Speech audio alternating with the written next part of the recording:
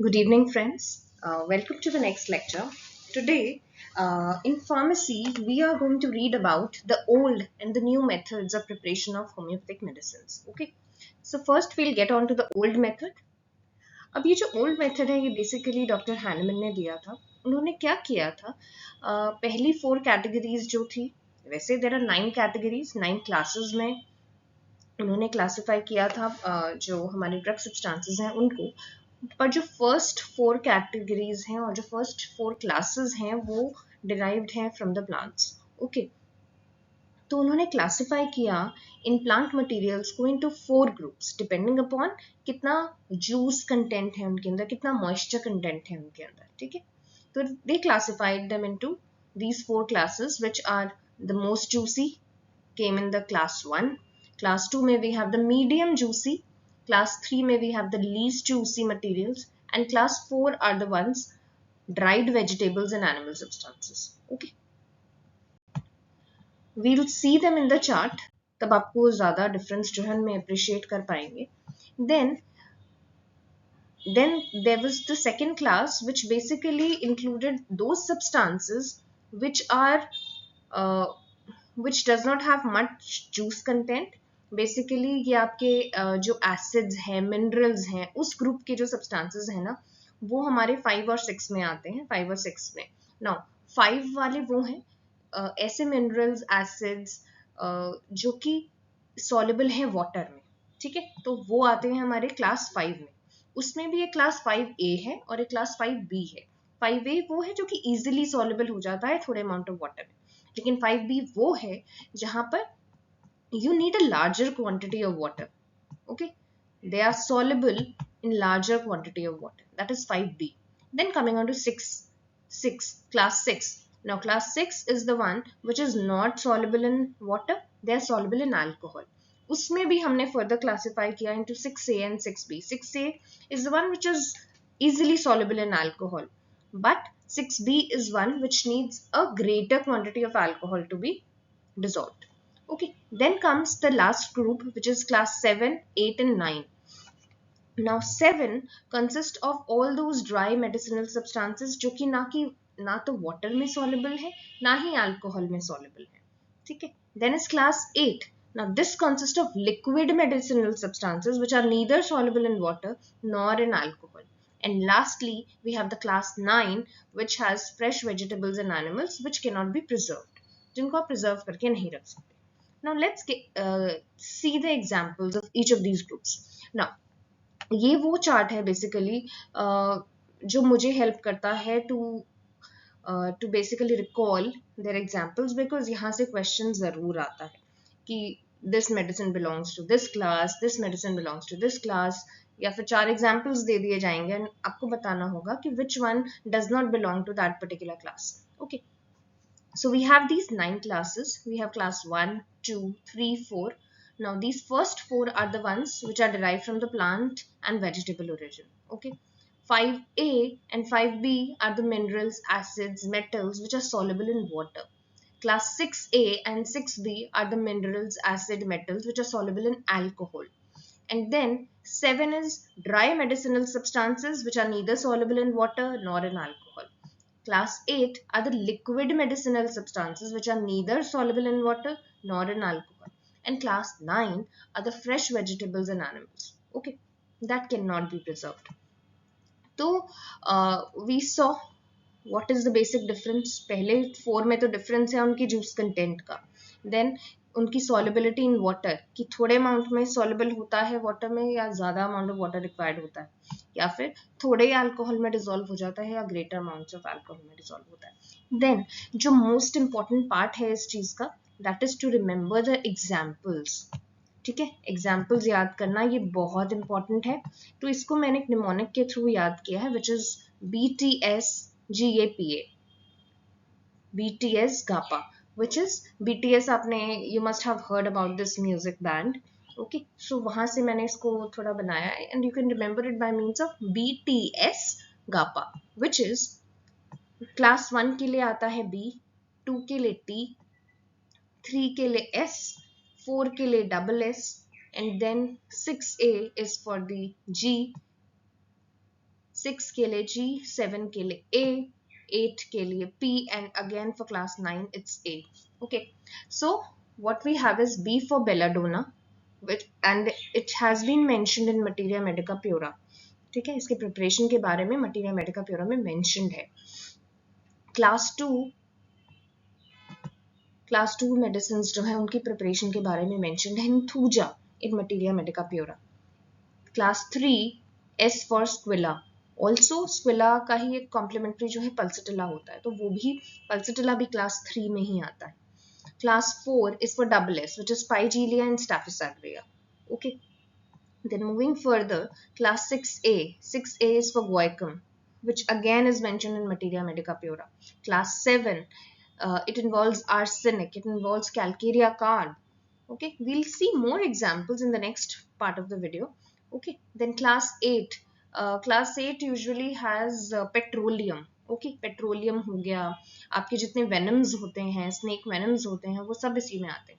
And class 9 are the fresh vegetables and animals. तो इसके अंदर हमारे बेसिकली बहुत सारे नोसोड्स इसमें आते हैं. सोराइनम हो गया, सिफिलिनम, मीडोराइनम, all those are contained in class 9. Apart from that, agaricus is also there. Okay.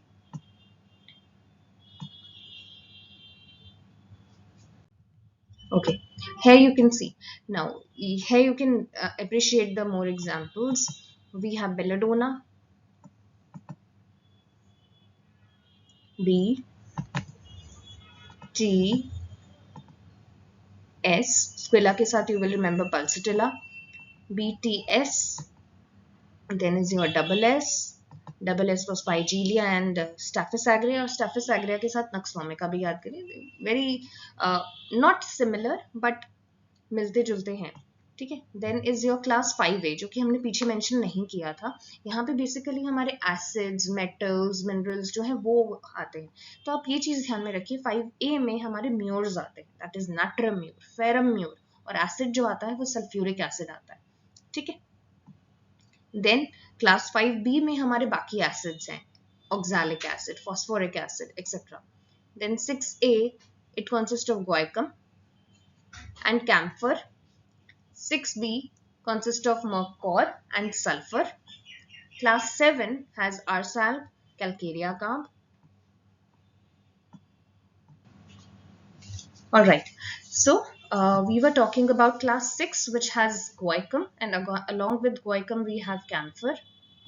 Then we have class 6B, it has mercur and sulfur. Sulfur से याद कर लीजिए 6. ठीक है. Then is class 7, we have many of our polycrest remedies like arsalb, it has calcarea carb, it has sepia. Then class 8 has snake remedies, all venoms. Okay, and class 9 has most of the nosodes. Okay, now अब इसके अलावा क्या question पूछा जाता है? Examples तो पूछे ही जाते हैं, उसके अलावा पूछा जाता है अबाउट द ड्रग व्हीकल और जो आपका ड्रग और व्हीकल का क्या रेशियो यूज किया जाता है. ठीक है. अगर हम क्लास 1 देखें तो वो हाईली जूसी होते हैं, तो उनके अंदर equal parts of drug and equal parts of vehicle जो होता है वो यूज किया जाता है. क्लास 2 में 3 parts of drug to 2 parts of vehicle जो होता है यूज होता है. क्लास 3 में 1:2 रेशियो ली जाती है. और क्लास 4 में जहां पर ड्रग के अंदर मॉइस्चर कंटेंट ज्यादा नहीं है तो वहां पे व्हीकल का ज्यादा रेशियो जो है वो यूज किया जाता है. 1 part of the drug and 5 parts of the vehicle. Then class 5A 1:9, class 5B 1:99, class 6A 1:9, class 6B 1:99, class 7 में 1:9 और 1:99, class B 1:9, 1:99. Okay, and then most importantly we are asked about the drug part, जो कि आपको थोड़ा सा याद करने की जरूरत है. वो भी ज्यादा कुछ याद नहीं करना. जो हमारे इनिशियल 3 है बेसिकली हमें उन्हीं को ज्यादा याद रखना है. Class 1 initial 4. ठीक है. इनिशियल 4 जो है हमारा क्लास 1 का ड्रग पार है 1/2. देन क्लास 2 का भी 1/2, क्लास 3 का 1/6, 1/6 एंड क्लास 4 इज 1/10. ओके, बाकी सबका 1/10, क्योंकि 1/9 1 part of drug and 9 parts of the vehicle था, तो उसकी ड्रग पार हो गई 1/10, 1/100, 1/10, 1/100, 1/10 और 1/100 डिपेंडिंग अपॉन दी आपने कितना रेशियो ड्रग और व्हीकल का लिया है. ठीक है, तो जो मेजरली आपको याद रखने हैं वो drug power of the class 1, 2, 3, 4 है, बाकी तो बहुत आसान है, 1/2, 1/2, 1/6, 1/10, remember that. Okay, moving further, अब हम आए न्यू मेथड ऑफ प्रिपरेशन पर। अब ये न्यू मेथड की जरूरत क्यों पड़ी? हैनेमन का जो एक एम था वो यही था कि हम सभी टिंचर्स और डाइल्यूशंस को बनाएं और उनकी यूनिफॉर्म ड्रग पावर रहे, लेकिन हैनेमन के मेथड में ऐसा हो नहीं पाया, क्योंकि वहां पर क्लासिफिकेशन जो मेडिसिनल सब्सटेंसेस की थी that was on the basis of their moisture content. अब क्योंकि मॉइस्चर कंटेंट वेरीड था तो उनकी ड्रग पावर्स भी वेरी कर रही थी, ठीक है।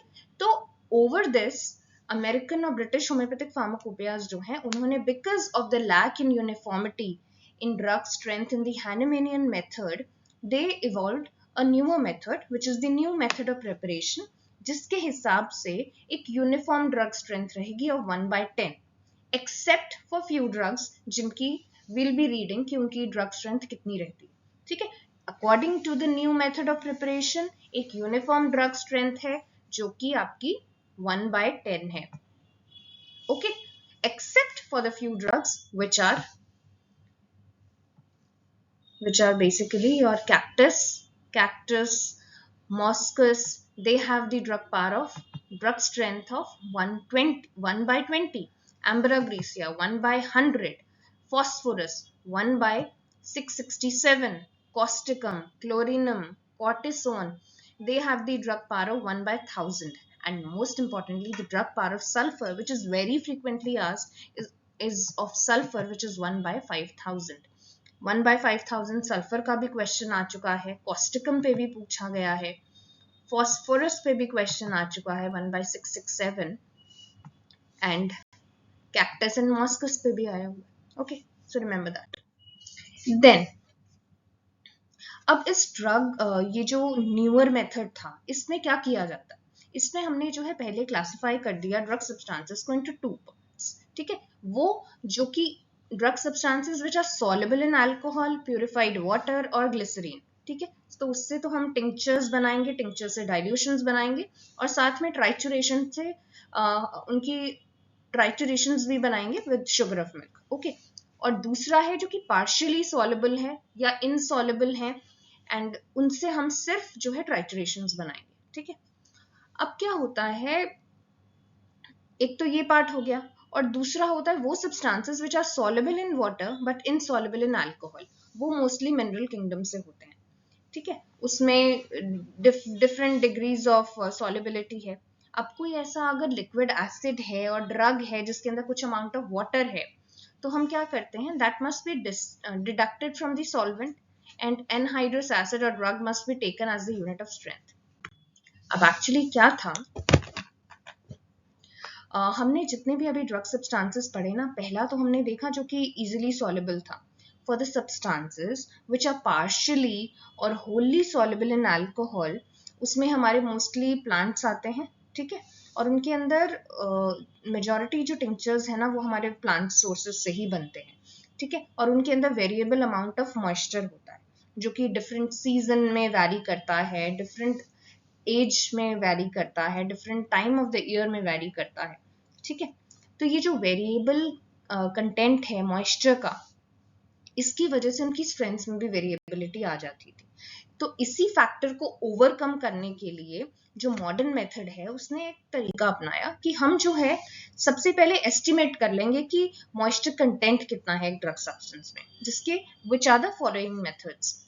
We have gravimetric method, which is according to the Homeopathic Pharmacopoeia of India. Then you have the distillation method, okay. Then you have gas chromatography method. Then we have the chemical method, which is Carl Fisher titration method. And lastly, we have the spectroscopic method. तो इन सभी methods का जो main M है वो यही है that we have to calculate the plant moisture, the estimation of the plant moisture, okay. Now अब सबसे पहले यही किया जाता है कि आपने एक ड्रग सब्सटेंस को लिया, फ्रेश प्लांट लिया, उसको वे किया, उसके बाद आप उसको जेंटल हीट से ओवर द वाटर बाथ आप उसको ड्राई करते हो और उसके बाद उसको फिर से वे करते हो, ठीक है। तो जो दोनों के बीच में one before heat and after the heat जो सब्सटेंस है उसके बीच में जो वेट का डिफरेंस आ जाता है, that will give you the moisture content. ठीक है, तो हम जब अपना आगे टिंचर बनाएंगे तो उसके अंदर हम मेंस्ट्रुम डालते हैं, हम जो कुछ भी डालते हैं, तो उसके अंदर हम वेरिएशन ला सकते हैं अगर हमें ये पता हो कि ड्रग के अंदर कितना जो है मॉइस्चर कंटेंट है। अगर if the weight is below from the prescribed amount, तो हम क्या करते हैं, sufficient amount of purified water को ऐड कर देते हैं टू मॉइस्चन द मैग्मा।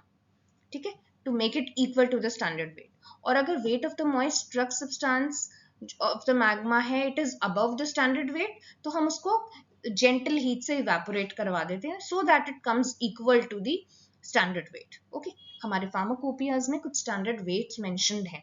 ठीक है, तो हमें उसके इक्वल लाना है। तो वो इक्वल लाने के लिए आप क्या करोगे, अगर ज्यादा मॉइस्चर कंटेंट है तो इवेपोरेट करवा दो, और अगर कम है तो अलग से वाटर ऐड कर दो।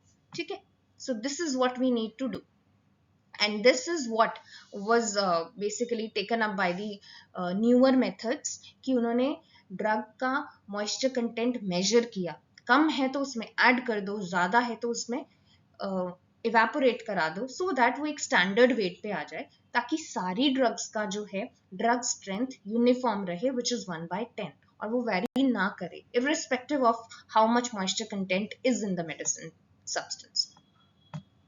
ओके,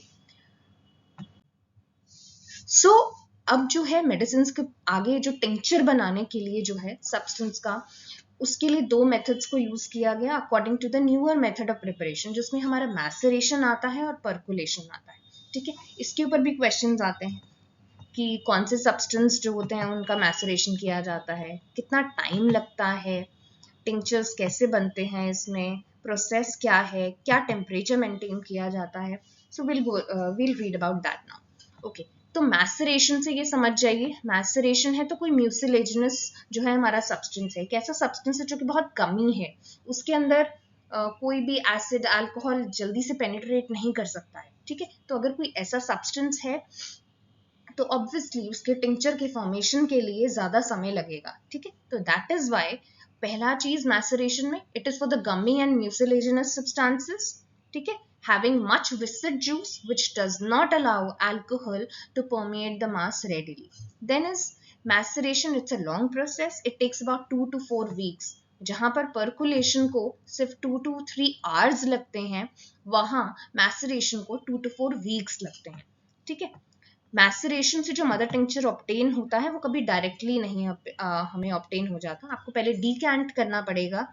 ठीक है, prior to filtration, while percolation में हमें डायरेक्टली मदर टिंचर ऑब्टेन हो जाता है। जो मैसरेटिंग जार है उसको आप एक डार्क कूल प्लेस में रखोगे और उसको जर्क किया जाता है डेली, वाइल वहां पर्कुलेशन में जो mixture is allowed to stand for 24 hours and it's with you.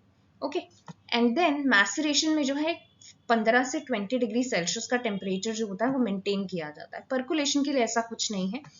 Alright, so basically maceration is for the gummy and mucilaginous substances, while percolation is for the extraction of dried vegetable substances and other organic substances. ठीक है, it's a maceration is a longer process, percolation is a shorter process. Maceration requires a temperature of 15 to 20 degrees Celsius, while percolation does not require anything like that. Now maceration के लिए हमने देख लिया कैसे substance हमें जो है वो चाहिए। Then further, what is the procedure? अब मैसरेशन को स्टार्ट करने से पहले सबसे पहला काम तो वही है कि आप मॉइस्चर कंटेंट देखिए ड्रग का कितना है, उसको कैलकुलेट कीजिए with the help of water bath. Then what is the actual process? Actual process यही होता है, now this is the macerating jar. ठीक है, आप उस सब्सटेंस को जो है आपने अराउंड 15 to 20 डिग्री सेल्सियस जो है उसको मैसरेटिंग जार में रखा for this much 2 to 4 weeks रखा, और उसके बाद जो है आप उसके अंदर से जो है जो भी ऊपर मटेरियल आ जाता है उसे आप डीकैंट कर लेते हो, उसके बाद फिल्टर करते हो, और इस ड्यूरिंग दिस होल प्रोसेस उसको डेली जो होता है जर्क भी दिया जाता है। ठीक है, मूव अप किया जाता है, और उसके बाद जो मदर टिंचर है उसे डीकैंट कर लिया जाता है एंड देन उसे फिल्टर कर लिया जाता है, that is how you get the mother tincture. Okay, then we have the percolation. Percolation जो है वो एक शॉर्टर प्रोसेस है of preparation of mother tincture in the new method, जहां पे व्हीकल जो होता है is pass through the soft non gummy non-mucilaginous substances of vegetable and plant kingdom, okay, for a definite period of time.